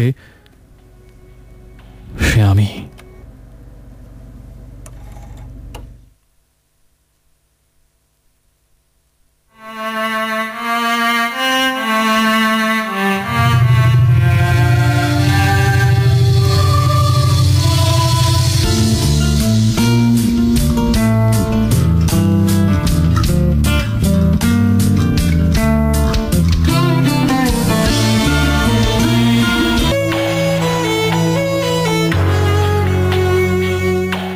friends, welcome back once again. শুনছেন এই মুহূর্তে আপনার সোলমেট এন্ড আলটিমেট রেডিও মিটির আজকে ড্রিমস অ্যাভিনিউ চলছে, এখনো রাত 2টো পর্যন্ত চলবে, এবং রেডিও আমার 88.4 FM এর সাথে আপনি আছেন এই মুহূর্তে।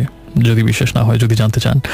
শুনছিলাম একটু আগে যে গানটা, সেটা হচ্ছে লিঙ্কনের একটা গান, এই বৃষ্টি ভেজা রাতে তুমি নেই বলে। 2-3 দিন আগে যখন বৃষ্টি হচ্ছিল তখন এই গানটা প্লে করলে বা শুনলে বোধহয় পারফেক্ট হতো। ডাজেন্ট ম্যাটার, বৃষ্টি গান শোনার জন্য যে বৃষ্টি হতে হবে এমন কোনো কথা নেই, পৃথিবীতে এমন কোনো ব্যাকরণ নেই, কোনো নিয়ম নেই, আর নিয়ম থাকলেও মানি না আমরা। এবং তার আগে যে গানটা ছিল সেটা হচ্ছে আবার হাসিমুখ, শিরোনামহীনের গান, তাদের সর্বশেষ অ্যালবাম থেকে। আর এদিকে সবাইকে আমার মনে হয় স্বাগত জানানোর সময় হয়ে গেছে অন্য একটা সেগমেন্টে, movie of the week. So this is movie of the week. আজকে কোন মুভিটা আমি একটা প্রশ্ন করেছিলাম যে আমি দি আমেরিকান মুভিটা কোনো সেগমেন্টে বলেছি এর আগে, আমাকে জিয়ান এসএমএস করে জানিয়েছেন যে সেটা আমি এর আগে কখনো করিনি। সো আমার কাছে মনে হচ্ছে এই মুভিটা অবশ্যই বলা উচিত। আর রিসেন্টলি আমি দেখেছি এই সিনেমাটা, আমার কাছে খুব ভালো লেগেছে। খুব সিম্পল একটা মুভি, খুব সিম্পল কাহিনী, কিন্তু মানে খুব বিউটিফুলি ডিরেক্টেড অ্যান্ড মেড।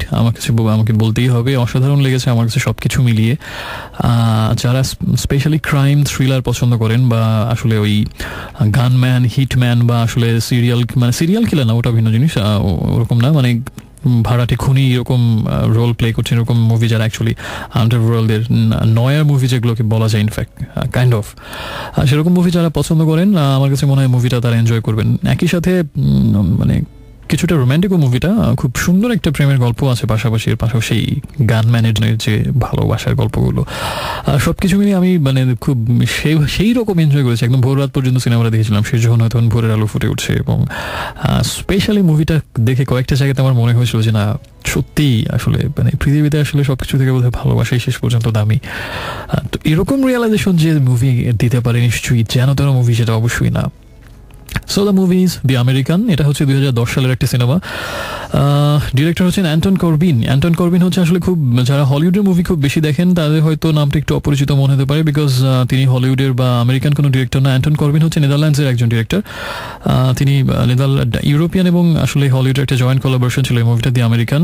এবং জর্জ ক্লুনি, অনেকেরই প্রিয় অভিনেতা জর্জ ক্লুনি হচ্ছেন এটার কেন্দ্রীয় চরিত্র, অর্থাৎ সেই গানম্যানের ভূমিকায়, ভাড়াটি খুনি, পেশাদার খুনির ভূমিকা অভিনয় করেন তিনি। সাথে আছেন, এবং যাকে দেখে আমি মুগ্ধ রীতিমতো, এই অভিনেত্রীর সিনেমা আমি এর আগে দেখিনি এবং এটাই প্রথম, এখন পর্যন্ত এটাই শেষ, এবং তার বাকি সিনেমাগুলো দেখার আশা রাখি। অসাধারণ সুন্দরী একজন অভিনেত্রী, ইটালিয়ান একজন অভিনেত্রী, নাম হচ্ছে ভায়োলেন্টে প্লাসিডো। আমি জাস্ট সিম্পলি তাকে দেখে বিস্মিত, অভিভূত, পুলকিত, এরকম অসম্ভব। আমার কাছে মনে হচ্ছে যে মানে সিম্পলি টাচ অফ হেভেন তাকে দেখে, যেটা আমার কাছে আচ্ছা নারী শ্রোতারা হয়তো ঈর্ষান্বিত হচ্ছে। যাই হোক, আমি অন্য প্রসঙ্গে যাই। না খুব একটা ভালো লাগে না, সে যাই হোক। আরেকজন আছেন, সেটা হচ্ছে ইরিনা বিয়র্কল্যান্ড। উনিও নেদারল্যান্ডসের একজন অভিনেত্রী। তিনি হচ্ছেন, এবং উনিও বেশ আকর্ষণীয় এবং অসম্ভব স্ট্রং একটা ক্যারেক্টারিস্টিক, তার বেশ শক্ত ব্যক্তিত্বের অধিকারিণী। অনেকে হয়তো তাকে দেখেও মুগ্ধ হবেন। সে যাই হোক, এবং পাওলো বোনাচেল্লি তিনিও অভিনয় করেছেন, এবং আসলে বেশিরভাগ ইউরোপিয়ান অভিনেত্রী এবং পরিচালক ইউরোপিয়ান। এটা থেকে একটা জিনিস সহজেই বুঝতে পারছেন যে আসলে হলিউডের মুভিগুলোর স্বাদ বা ছোঁয়া খুব একটা এখানে পাবেন না। ইউরোপিয়ান মুভি যারা অনেক বেশি দেখেছেন, এবং এই মুভিটা দেখলে আসলে কম বেশি না, আসলে পুরোপুরি মনে হয় কোনো ইউরোপিয়ান ফিল্ম দেখছিল, সেই ইউরোপিয়ান লয়ের, ইউরোপিয়ান গতির একটা সিনেমা মনে হচ্ছে যে কোনো ইটালিয়ান মুভি দেখছি আমি আসলে। এবং স্পেশালি যারা ইটালিয়ান, ফ্রেঞ্চ, জার্মান বা ইউরোপিয়ান মুভির ফ্যান, তারা আমার মনে হয় এই মুভিটা অনেক বেশি এনজয় করবেন। দি আমেরিকান, যদিও নাম আমেরিকান, কিন্তু পুরো সিনেমা শুটিং হয়েছে হচ্ছে ইটালিতে, শুধুমাত্র প্রথম কয়েকটা দৃশ্য সুইডেনে শুটিং হয়েছে এবং বাকি পুরোটা ইটালিতে শুটিং হওয়া। আর পরিচালকও ডাচ, অভিনেত্রী একজন ইটালিয়ান, আরেকজন ডাচ, এবং বেশিরভাগই আসলে নন আমেরিকান, শুধুমাত্র সেটা নামই দিয়ে আমেরিকান, যদিও জর্জ ক্লুনি আমেরিকান। সংক্ষেপে আমি কাহিনীটা বলি। একদম শুরুতে আমরা যেটা দেখতে পাই, সুইডেনে আমাদের জর্জ ক্লুনি এবং তার প্রেমিকা খুব মধুর সময় কাটাচ্ছেন। মধুর সময় বলতে বুঝতেই পারছেন, হঠাৎ করেই সেই অসম্ভব সুন্দর প্রাকৃতিক দৃশ্যের ভেতরে একজন আততায়ী খুনি আসে। আমরা বুঝতে পারি জর্জ ক্লুনিকে খুন করার জন্যই, কিন্তু জর্জ ক্লুনি নিপুণ দক্ষতায় তাকেই শিকার বানিয়ে ফেলেন, এবং সেই আগত খুনি যে ক্লুনিকে খুন করার জন্য এসেছিল, তাকে খুন করার পরে এই দৃশ্যটা দেখার একমাত্র সাক্ষী হচ্ছে তার প্রেমিকা, একমাত্র সেই জানে। এবং তখন প্রেমিকার কাছে আমরা বুঝতে পারি যে এতদিন সে নিজের পরিচয়টা, অর্থাৎ সেই ভাড়াটে খুনির পরিচয়টা লুকিয়ে রেখেছিল, এবং যেহেতু সেটা এই মুহূর্তে প্রকাশিত হয়ে গেছে, ভাড়াটে খুনির আসলে কতটা পেশাদার হতে পারে যে সে বিন্দুমাত্র ঝুঁকি নিতে চায় না তার পরিচয়টা প্রকাশিত হোক। সেজন্য সে যেটা করে সেটা হচ্ছে যে সে ওই মুহূর্তে তার প্রেমিকাকে সাথে সাথে অন দ্য স্পট আমরা অবাক হয়ে যাই যে নিজের প্রেমিকাকে অবলীলায় খুন করা যায়, যে ওখানে তাকে মেরে ফেলে, এবং তারপরে সে পালিয়ে চলে আসে ইটালিতে।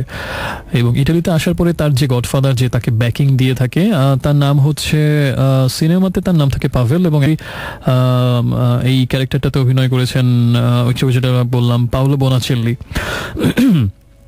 তো তিনি তাকে বলেন যে না, তুমি এরকম সব জায়গায় যেখানে যাচ্ছ তোমার একজন একটা ব্যাপক রোমান্টিক রিলেশনশিপ তোমার হয়ে যায়, এবং এভাবে তো তুমি আসলে এই লাইনের কাজ করতে হলে তোমাকে অনেক বেশি রুথলেস হতে হবে। তো তখন তাকে একটা গাড়ি চাবি দিয়ে বলেন গাড়িটা পার্ক করা আছে বাইরে, একটা নীল ফিয়াট গাড়ি, এটা চালিয়ে তুমি একটা সে অনেক দূরের একটা ছোট মফস্বল শহরের নাম বলে, যদি তুমি ওখানে চলে যাও কয়েকদিন গা ঢাকা দিয়ে থাকো, পরেরটা আমরা পরে দেখছি। তখন আমাদের ঘটনার নায়ক জর্জ ক্লুনি সেই নীল ফিয়াট গাড়ি নিয়ে রওনা হয়ে যায়, এবং জায়গাটা হচ্ছে সেই জার্নিটা কি আর বলবো, অদ্ভুত সুন্দর। মানে ইটালিয়ান ল্যান্ডস্কেপ এমনিতে অনেক বিখ্যাত, ইটালিয়ান সেই আঙুরের ক্ষেত, দুই পাশে সবুজ আর সবুজ, ঘন সবুজ পাহাড়, লেক, অসম্ভব সুন্দর প্রাকৃতিক দৃশ্য। এবং এই সিনেমাটা দেখে আমার কাছে মনে হয়েছে যে যারা ট্রাভেলিং পছন্দ করেন, যারা আসলে ইউরোপ ভ্রমণে যেতে চান, এবং আমার কাছে মনে হচ্ছে তাদের জন্য অনেক বেশি ভালো লাগবে। অদ্ভুত সব সুন্দর দৃশ্য আশপাশে, এবং সেই ইটালিয়ান ল্যান্ডস্কেপকে দারুণভাবে ইটালিয়ান, তারপর বনভূমি, ছোট নদী, অসম্ভব সুন্দর সব সিনারি, মানে প্রাকৃতিক দৃশ্য এখানটাতে আছে। আর পুরো মুভিটাকে আমার কাছে মনে হয়েছে যে একটা অদ্ভুত জল রঙের মতো, মানে চিত্রগ্রহণ এত সুন্দর, মানে সিনেমাটোগ্রাফি এত অদ্ভুত সুন্দর, সিনেমাটার ডিরেকশন, মেকিং, এডিটিং নিখুঁত মনে হচ্ছে। আমার কাছে মনে হচ্ছে যে একটা ছবির পরে আরেকটা ছবি দেখছি আমি, মানে জল রঙের পরে জল রং, এত সুন্দরভাবে প্রত্যেকটা সিকোয়েন্স এডিট করা হয়েছে এবং ডিরেক্ট শুট করা হয়েছে, এবং সেটাকে আমার কাছে মনে হচ্ছে যে অসম্ভব সুন্দর একটা মুভি, খুব স্মুথ একটা ফ্লোতে আগাচ্ছে। আর তো ঘটনায় আমি আবার ফিরে যাই। ঘটনাটা হচ্ছে এরকম, সেটা হচ্ছে যে আপনার আব্রুজো নামের একটা ছোট্ট যে একটা বললাম যে মফস্বল শহরে, সেখানে তাকে পাঠানো আমাদের সেই ডিরেক্টর না, আমাদের যিনি সেই আন্ডারওয়ার্ল্ডের তার যে তাকে ব্যাকিং দিয়ে থাকে, সে তাকে সেই নীল ফিয়াট গাড়িটা দিয়ে বলে যে সে আব্রুজো নামের একটা ছোট শহরে তাকে যেতে হবে, এবং সেখানে কিছুদিন গা ঢাকা দিতে হবে। কিন্তু হঠাৎ করে যাবার এক মিনিটের মধ্যে তার যেটা মনে হয়, হ্যাঁ, যে না আসলে অন্যরকম একটা মনের অবস্থা থাকে তার, সেজন্য তার যেটা মনে হয় যে ওখানে সে যাবে না, সেই জায়গাটাতে সে যাবে না, সে অন্য কোথাও চলে যাবে যেখানে তার গডফাদারও তাকে জানবে না আসলে যে কোথায় গেছে। এবং এরকম একটা চিন্তা থেকে সে তার গডফাদার তাকে যে মোবাইল ফোনটা দেয় সেটা সে ছুঁড়ে ফেলে দেয়, এবং সেখানটাতে না গিয়ে সে আব্রুজোর যেখানটাতে তাকে যেতে বলা হয়েছিল, যে জায়গাটা হচ্ছে ক্যাস্টেলভেচিও, খুব সুন্দর একটা জায়গা, পাহাড়ের ভিতর একটা ছোট্ট শহর, সেখানটাতে না গিয়ে সে তখন হঠাৎ করে সিদ্ধান্ত বদল করে নতুন একটা জায়গাতে, আব্রুজোতেই ইনফ্যাক্ট সেই জায়গাটার নাম হচ্ছে ক্যাস্টেল ডেল মন্টে, এবং সেই জায়গাটাতে সে চলে যায় যেখানে গডফাদার অবশ্য তার যেহেতু মোবাইল ফোনটা ফেলে দিয়েছে, কেউ তার ঠিকানা জানে না, একেবারে তার মানে নিরুদ্দেশ হয়ে যায় সে সবার কাছ থেকে। এবং সেই পাহাড়ের গায়ে একটা ছোট্ট শহর, অদ্ভুত সুন্দর একটা শহর, খুব নিরিবিলি চুপচাপ, সেই শহরে গিয়ে সে আশ্রয় নেয়। এবং সেখানে যাওয়ার পরে তার যেটা হয় সেটা হচ্ছে যে ওখানকে একজন প্রিস্ট, অর্থাৎ সেই চার্চের একজন প্রিস্টের সাথে তার খুব ভালো একটা বেশ খুব অন্তরঙ্গতা এবং হৃদ্যতার জন্ম হয়। এবং সেখানে আরেকজন মানুষের সাথে তার যেটা পরিচয় হয়, তার নাম হচ্ছে, আমরা যেটা বলেছিলাম সেই আমি যাকে দেখে ওই মুগ্ধ অভিভূত এরকম, এবং সেই মানুষটার নাম হচ্ছে ভায়োলেন্টে প্লাসিডো। সিনেমাতে তার নাম থাকে ক্লারা। ক্লারার সাথে তার পরিচয়, ক্লারা অ্যাকচুয়ালি একজন বারবনিতা বা এরকম একটা পেশায় সে নিয়োজিত, সমাজের চোখে ঘৃণ্য, কিন্তু তার সাথে তার পরিচয় থেকে আস্তে আস্তে তাদের মধ্যে একটা ইনসিড ডেভেলপ করতে থাকে। এবং একটা সময় দেখতে পাই যে পেশাদার খুনি হলেও, প্রচন্ড রুথলেস নির্মম একজন মানুষ হলেও, সেই ক্লারার জন্য তার ভিতরে একটা সফট কর্নার গ্রো হতে থাকে, এবং একটা সময় তার একটা সম্পর্কে জড়িয়ে যায়। এবং তাদের অদ্ভুত সুন্দর কিছু সুইট রোম্যান্টিক সিকোয়েন্স আছে, যেটা ওই যে বললাম না যে কিছু কিছু মুহূর্তে আপনারও মনে হয় যে এরকম মুহূর্ত আপনারও খুব বেশি পেতে ইচ্ছে হচ্ছে। এবং সেই ক্লারার সাথে তার রিলেশনশিপ যেভাবে একটা দিক থেকে এগোতে থাকে, অন্য দিক দিয়ে তার সেই গডফাদার পরে তাকে খুঁজে পায়, আবার খুঁজে পেয়ে তাকে একটা নতুন অ্যাসাইনমেন্ট দেয়, সেটা হচ্ছে যে একটা কাস্টম মেড অটোমেটিক রাইফেল, যেটা স্পেশালি বানানো হবে অন্য একজন ক্লায়েন্টের জন্য।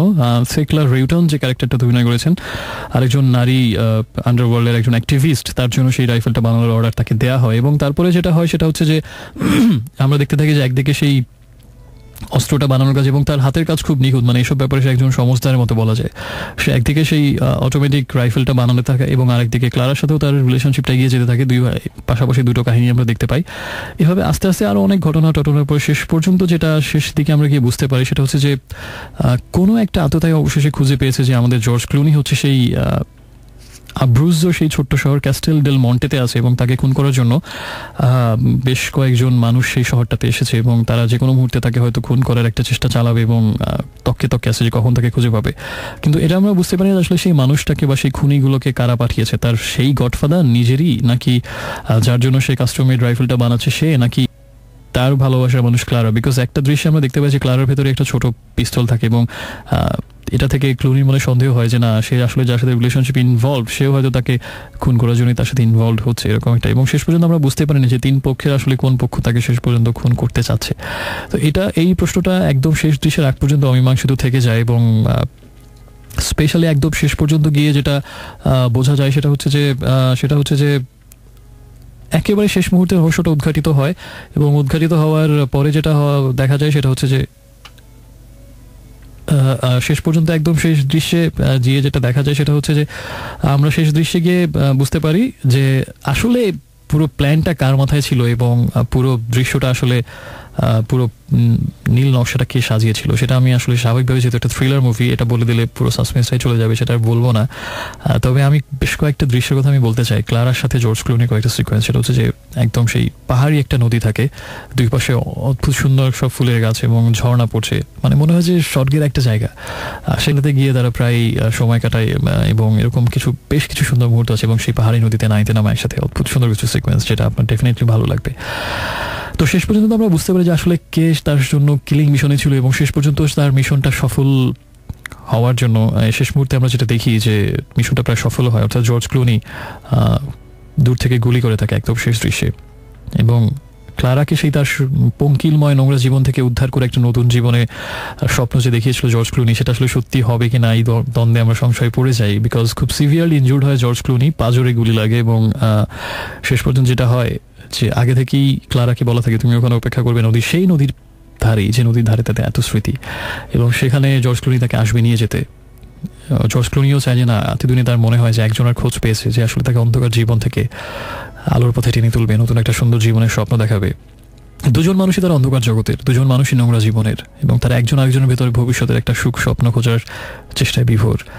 জর্জ ক্লুনি চায় ক্লারাকে নিয়ে বেঁচে থাকতে নতুন এক জীবনকে, ঠিক ক্লারাও তেমনি ক্লুনিকে নিয়ে আবার। এবং শেষ পর্যন্ত সেই স্বপ্নটা সত্যি হয় কিনা, বা আসলে ক্লুনি ওখানেই তার জীবনটা শেষ হয়ে যায়, সেটা অমীমাংসিত থাকছে উত্তরটা। এবং আপনি সিনেমাটা দেখবেন, আশা করি যে ভালো লাগবে। স্পেশালি যারা ইউরোপিয়ান ধাঁচের মুভি পছন্দ করেন তাদের জন্য একটু বেশি ভালো লাগবে বলে আমার কাছে মনে হয়েছে। So the movie is the American, starring George Clooney, Violante Placido, তার নামটা আরেকবার বলছি। আর আশা করছি আপনি এনজয় করবেন সিনেমাটা, স্পেশালি যারা ক্রাইম থ্রিলার পছন্দ করেন। So that was our movie, today's movie the American. আর এখন চলে যাচ্ছি পরের গানটাতে, এবং SMS করার নিয়মটা হচ্ছে প্রথমে লিখবেন রেডিও মোড়ের শর্টেস্ট ভার্সন আর এ স্পেস দিয়ে আপনার নাম ঠিকানা এবং তারপরে কথাগুলো লিখে পাঠিয়ে দিন 6969 এই নাম্বারটাতে। অক্টোবর মাসে বৃষ্টি হলো, নভেম্বরে হবে কিনা জানি না, সো এই মাসে শুনেন এই গানটা, November Rain by Guns and roses.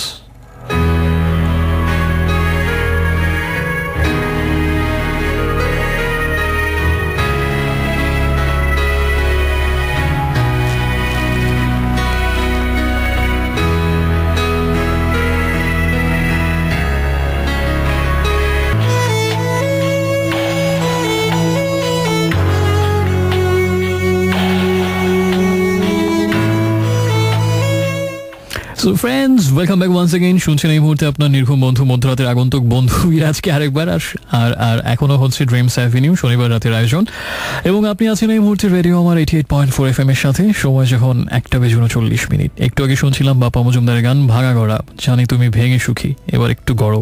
খুব সুন্দর কথা, এবং এটা অনেক কি বলা যায়। আর তার আগে ছিল November Rain by Guns and Roses. অদ্ভুত মাথা নষ্ট একটা ব্যান্ড, অনেক বেশি পছন্দের আমার, মানে একটা ব্যাপক ক্রেজিনেস এবং ওয়াইল্ডনেস আমি মানে খুঁজে পাই গানস এন্ড রোজেসের গান যখন শুনি, মনে হয় কি আছে জীবনে, একটা ব্যাপক স্পিরিট কাজ করে। আসে যাই হোক, আমরা একটু আগে শুনেছিলাম movie of the week segment দিয়ে আমেরিকান মুভির থা, এবং আমাকে চারু SMS পাঠিয়েছেন ঘুম আসে না, কিন্তু তারপরে যেটা লিখেছেন এটা কখনোই করবেন না। ঘুমের ওষুধ খাওয়াটা খুবই খারাপ স্বাস্থ্যের জন্য, এবং এটা আপনার স্নায়ু সিস্টেমকে, নার্ভ সিস্টেমকে বা পুরো শরীরের উপরে খুব অ্যাডভার্স একটা ইম্প্যাক্ট ফেলে, এটা খুবই খারাপ, খুবই খারাপ। এবং যারা ক্রমাগতভাবে এইটা আমি বাস্তব জীবন অনেকের কাছেই শুনি যে কালকে 2টা ঘুমের ওষুধ খেয়ে ঘুমাতে হলো, হ্যান করতে হলো, ত্যান করতে হলো। এক্ষেত্রে আমি নিজেকে ব্যাপক সৌভাগ্যবান মনে করি, কারণ হচ্ছে যে মানে আমার একটা ব্যাপক অন্য কোনো গুণ নেই, একটাই গুণ আছে। গুণটা হচ্ছে যে আমি দিনের যে কোনো সময় 24 ঘন্টার যে কোনো মুহূর্তে ঘুমাতে পারি, সেটা দুপুর হোক, বিকেল হোক, সন্ধ্যা হোক, 6টা, 7টা, 8টা, 9টা, মাঝরাত, ভোর রাত। এমন হয়েছে যে বিশাল এক ঘুম দিয়ে উঠলাম, তখন আমি আবারও ঘুমিয়ে যেতে পারবো একটা লম্বা ঘুমের জন্য। মানে ঘুমের ব্যাপারে আমি খুবই আপসহীন একজন নেতা। এবং আমি আরেকটা ব্যাপক যেটা আমার অ্যাডভান্টেজ, আমি বালিশে মাথা দেওয়ার কিছুক্ষণের মধ্যে ঘুম চলে আসে, কোনো কিছুই পৃথিবীর কোনো কিছু ঠিকই রাখতে পারে না। সো ঘুমের ব্যাপারে আমি খুবই সৌভাগ্য এবং সৌভাগ্য পেয়েছি এবং প্রিভিলেজ এনজয় করি। তো যারা দুর্ভাগা আছেন যে সহজে ঘুম আসতে চায় না, এটা হচ্ছে আমার কাছে যেটা মনে হয়, কিন্তু আমি যে এত ঘুম নিয়ে কাহিনী কীর্তি বললাম, চাপা মারলাম, আমার কাছে যেটা মনে হয় যে একসময় কিন্তু আমারও এমন হতো, ঘুম আসতো না, সে অনেক আগের কথা, তখন যে স্কুল লাইফের কথা, কলেজ লাইফের কথা। এর কারণ আছে, এবং কারণটা খুবই সহজ, যে আপনি অনেকদিন যখন রাত করে ঘুমাবেন তখন এটা অভ্যাসে পরিণত হবে, তখন দেখবেন যে সহজে আসলে ঘুম আসতে চায় না। এই জন্য কিছুদিন একটু কষ্ট করে অভ্যাসটা পরিবর্তন করতে হয়, তারপরে খুব সহজে এটা হয়ে যায়। আর যারা এরকম প্রায় ঘুমের ওষুধ খেয়ে ঘুমাতে যান, প্লিজ এটা কখনোই করবেন না, আপনার শরীরের জন্য প্রচন্ড ক্ষতিকারক সেটা। দরকার হলে সারা রাত জেগে থাকুন, ওই ঘুমের ওষুধ খেয়ে ঘুমানোর থেকে সারা রাত জেগে থাকাটা অনেক বেটার স্বাস্থ্যের জন্য। এটা ভাববেন না যে মনে মনে হয়তো অনেকে বলছেন যে পণ্ডিতি করতে এসেছেন এক বিশিষ্ট ঘোড়া ডাক্তার, হাতুড়ে ডাক্তার না, এটা আসলেই সত্যি। ইউ ক্যান ট্রাস্ট মি, ওকে? আর আমাকে আচ্ছা চারুর প্রসঙ্গে ছিলাম। চারু আমাকে জানিয়েছেন 3টা পিল খেয়েছেন, এটা আর করবেন না, it should be the last time. আর চারু প্রচুর পরিশ্রম করতে পারে। চারুর অনেক SMS আমি পাই যে এটা করছেন ওটা করছেন, কালকে সারাদিন এটা করবেন, এবং আমার ভালো লাগে যে একজন খুব স্পিরিটেড একজন লিসনার, এবং আমার কাছে মনে হয় প্রচুর উদ্যম, প্রচুর এনার্জি, এবং আমার কাছে মনে হয় যে এই মানুষটা 24 ঘন্টা কাজ করতে পারবেন। একটু নিজের জন্য সময় রাখবেন, মাঝে মাঝে বিশ্রামের জন্য। চারু, হারিয়ে যাবেন না, কারণ আপনি হচ্ছেন রবীন্দ্রনাথের চারুলতা। আর আমাকে মুগ্নি জানিয়েছেন ক্যান্টনমেন্ট থেকে, সেটা হচ্ছে আচ্ছা জীবনানন্দের এই কবিতাটা, ক্যাম্পে কবিতার কয়েকটা লাইন। একা আমাকে জানিয়েছেন খুবই জটিল একটা প্রশ্ন, কিন্তু প্রশ্নটা কিছু কিছু পৃথিবীর জীবনে আমার কাছে যেটা মনে হয় যে কিছু কিছু কঠিন ব্যাপার থাকে, জটিল ব্যাপার থাকে জীবনে, যেগুলোর উত্তর খুবই সহজ, খুব সহজ। এই SMS-টাও সেরকম, প্রশ্নটা খুব জটিল, উত্তরটা খুব সহজ। প্রশ্নটা হচ্ছে যখন তোমার মনে হবে তোমার খুব কথা বলতে ইচ্ছে করছে, কিন্তু কথা বলার কেউ তোমার পাশে নেই, তখন তুমি কি করবে? খুবই জটিল প্রশ্ন, কিন্তু আমার উত্তরটা খুব সহজ। যখন আমার এরকম মনে হবে যে কথা বলার খুব ইচ্ছা হচ্ছে কিন্তু আশপাশে কথা বলার কেউ নেই, খুব সহজ আনসার, কথা বলবো না। তো আমার কাছে মনে হয় জীবনে এরকম অনেক ক্ষেত্রে এই কথাটা সত্যি, প্রশ্ন অনেক কঠিন, উত্তরটা খুব সহজ। কিন্তু সহজ উত্তরটাতে আমরা যেতে পারি না আসলে, কারণ মনে হয় যে এত সহজ উত্তর, এবং খুব বেশি সহজ বলেই উত্তরটা আমাদের মনে হয় যে না, আমরা ওটা হয়তো খুঁজে পাই না, কারণ জটিলতার মধ্যেই হয়তো জটিল প্রশ্নের উত্তর খুঁজি। কিন্তু জীবনের অনেক কিছু অনেক সহজ, আমরাই জটিল করে ফেলি। আর ঈশানা, নতুন বন্ধু, মিরপুর থেকে, ইউর মোস্ট ওয়েলকাম। কিন্তু আপনি আমাকে লিখেছেন একটা স্পেশাল কথা বলতে চান, কিন্তু কথাটা তো আর বললেন না, কথাটা কোথায়? আমাকে সেটা আরেকটা SMS করে পাঠান। আর SMS করণীয় হচ্ছে প্রথমে আরে লিখবেন, স্পেস দিয়ে আপনার নাম, ঠিকানা, এবং তারপরে কথাগুলো লিখে পাঠিয়ে দিন 6969 এই নম্বরটাতে। একটা নজরুল সঙ্গীত শুনবো, খুব আবেশ জাগানো, একটা মদিরা অনুভূতি আছে, এবং আমার কাছে মনে হয় খুব নেশাতুর একটা গান, ব্যাপক লাগে কিন্তু আমার কাছে, ব্যাপক।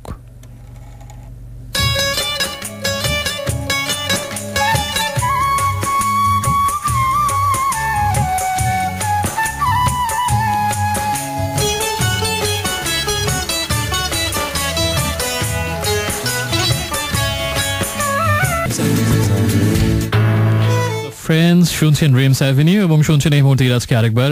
শুনছিলাম একটু আগে তাহসানের গান প্রেম তুমি, এবং তার আগে ছিল অনুরাধা পারোলের কণ্ঠে প্রিয় এমন রাতে নজরুল সঙ্গীতটা। আর এখন একটা গান প্লে করবো, খুব বেশি সময় নেই, এই গানটা খুব বেশি শুনতে ইচ্ছে হচ্ছে। অর্থহীনের এই গানটা তাদের একদম প্রথম অ্যালবামে, দ্যাট মিনস 15 বছর আগের একটা গান, কিন্তু গানটা আমার অনেক বেশি প্রিয় এই কারণে লিরিক্সটা অদ্ভুত রকম সুন্দর, প্রত্যেকটা শব্দ মনে হয় অনেক সুন্দর করে, অনেক যত্ন করে লেখা হয়েছে। সুমন নিজে লিখেছেন গানের লিরিক্সটা।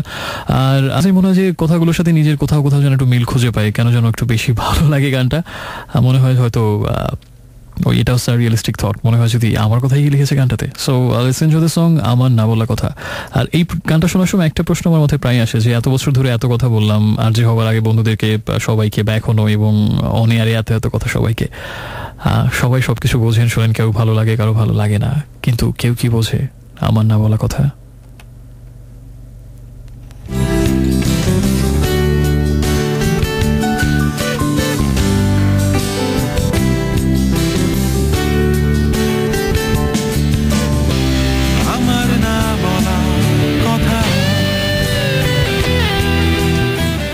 কিছু কথা রয়ে যায় না বলাই ভালো, বৃষ্টির মখমলে অভিনব আলো। খুব সুন্দর কথাগুলো। আর আপনার না বলা কথাগুলো আবার সামনের সপ্তাহে নিশ্চয়ই শুনবো, শুনতেই হবে, আর বলতেই হবে আমাকে আবারও আমার না বলা কথা। শুভরাত্রি। স্বপ্ন করুন সুখ